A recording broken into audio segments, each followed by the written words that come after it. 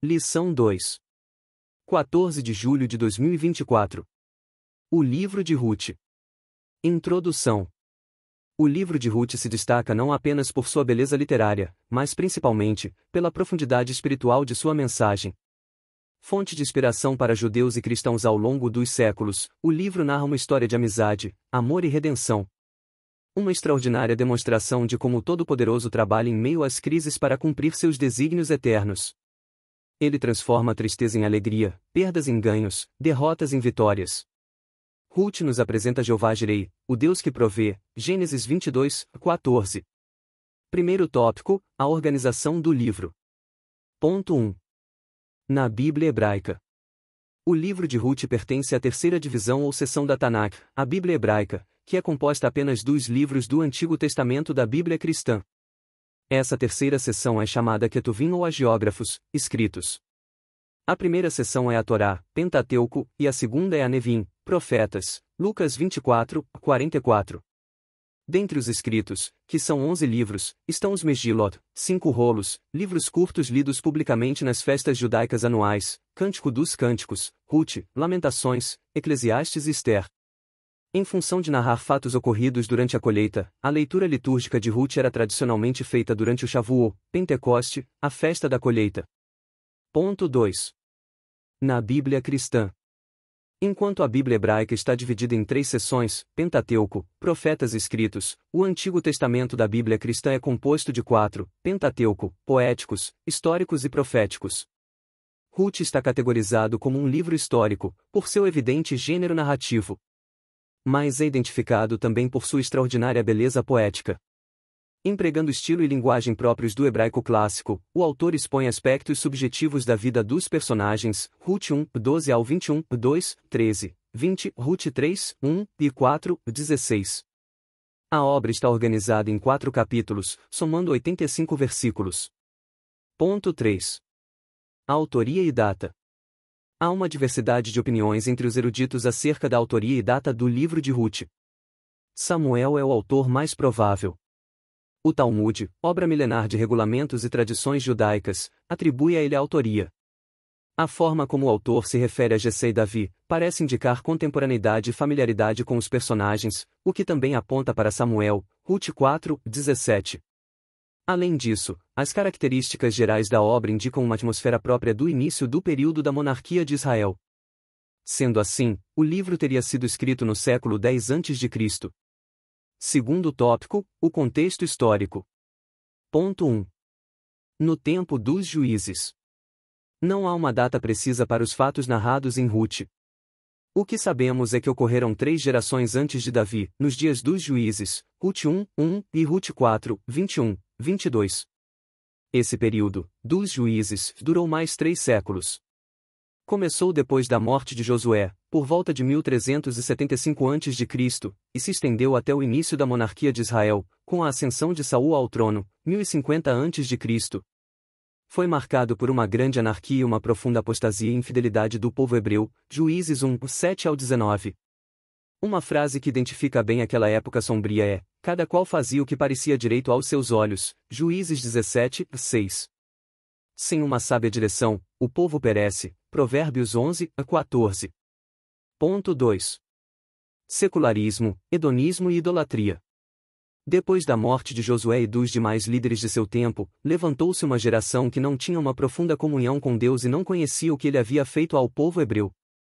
Israel cedeu ao estilo de vida pecaminoso dos cananeus e foi atraído à adoração dos seus deuses, Juízes 2, 7 ao 13, e 3, 5 ao 7.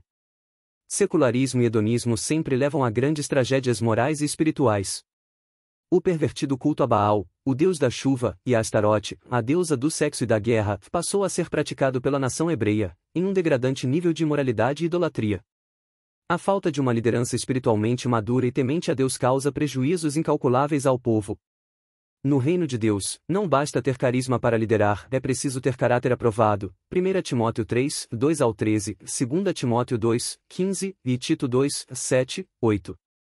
Ponto 3. Opressão, clamor e livramento. A apostasia tornou Israel presa fácil de seus inimigos, que atacavam e saqueavam suas cidades e terras, e mantinham o povo sob domínio opressor por longos períodos. Juízes 3, 7 ao 9, 12 ao 14, 4, 1 ao 3, 6, 1 ao 6. Afligida, a nação clamava a Deus, e o Senhor levantava juízes para libertar o seu povo. Esses juízes, hebraico, shofetim, não eram magistrados civis, como os que conhecemos hoje, que julgam em fóruns e tribunais. Eram libertadores, geralmente líderes militares, como Otniel, Baraque e Gideão. Juízes 3, 9 ao 11, 4, 10 ao 15, 7, 16 ao 25, poderosamente usados por Deus para julgar a causa de Israel, livrando de seus opressores.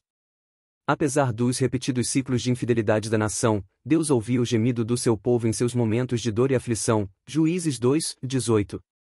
O Senhor é longânimo e cheio de misericórdia. Salmos 103, 8, Joel 2, 13, Romanos 2, 4, Lamentações 3, 22. Ele ouve os que a ele clamam. Jeremias 29, 12, 13 e Isaías 55, 6. Terceiro tópico, propósito e mensagem. Ponto 1. O cetro de Judá. Vários propósitos são atribuídos ao livro de Ruth. O principal e mais evidente deles é apresentar Davi como descendente de Judá, a tribo real da qual viria o Messias, o leão da tribo de Judá, a raiz de Davi. Apocalipse 5, 5, confira, Ruth 4, 18 ao 22. Gênesis 49, 10 diz, o cetro não se arredará de Judá, nem o legislador dentre seus pés, até que venha Siló, e a ele se congregarão os povos.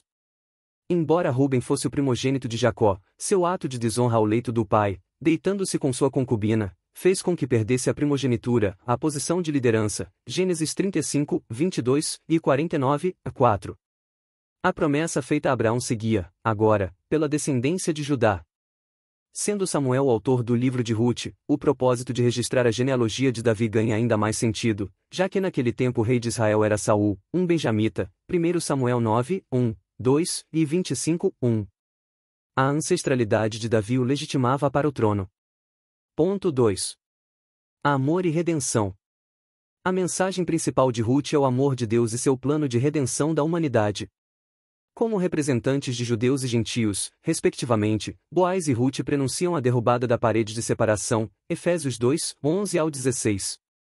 A redenção é vista, no livro, nos sentidos literal e tipológico. Boaz é o parente remidor que preservou a descendência de Elimeleque, mas é também um tipo de Cristo, nosso Redentor. Isaías 59, 20, Lucas 1, 68, Efésios 1, 7 e Tito 2, 14. Ponto 3. Fidelidade e altruísmo. O livro de Ruth abre uma janela que nos permite ver que nem tudo eram trevas nos dias dos juízes. Havia um remanescente fiel, que temia a Deus e foi usado por ele para cumprir seus propósitos. Jó 42, 2. Em um mundo de crescente iniquidade, o justo vive pela fé. Abacuque 2, 4. Confira, Mateus 24, 12, 13. Outra eloquente mensagem do livro é o valor do altruísmo em que predominava o egoísmo. Nos dias dos juízes, a maioria vivia segundo os seus próprios padrões e interesses. Juízes 21, 25. Noemi e Ruth destoaram dessa máxima individualista. Sogra e nora não pensavam em si mesmas. O amor não é egoísta. 1 Coríntios 13, 5. Conclusão. O livro de Ruth nos ensina que, a despeito da incredulidade dos pecados do homem, Deus sempre trabalha para cumprir os seus desígnios. Sem violar o princípio do livre-arbítrio humano, o Todo-Poderoso conduz a história e executa seu plano eterno de redenção. O livro também nos mostra como a fidelidade de Deus se aplica às circunstâncias comuns da vida. Em tudo ele é fiel. Isaías 64, 4.